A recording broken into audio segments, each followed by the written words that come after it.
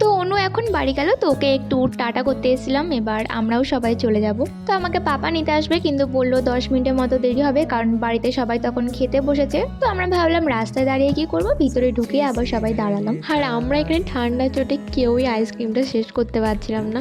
তারপর প্রীতম আমাদেরকে বললো যে চল দাদা বৌদিদের সাথে আর একবার গিয়ে ছবি তুলে আসি, কারণ প্রথমবার যখন ছবি তুলেছিলাম তখন ও ছিল না। তো বলে এখন চল, সবাই এখন ফাঁকা আছে, আর একবার গিয়ে ছবি তুলে আসি। आसमां मिला जमीन को मेरी आधे आधे।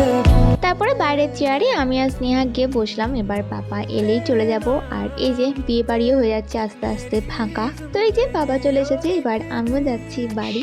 এবার আমার টেনশন হচ্ছে এই যে আমি শাড়িতে পুরো ঢেলে ঢেলে চা ফেলেছি, এটা আমি বাড়িতে গিয়ে কিভাবে মাকে বলবো।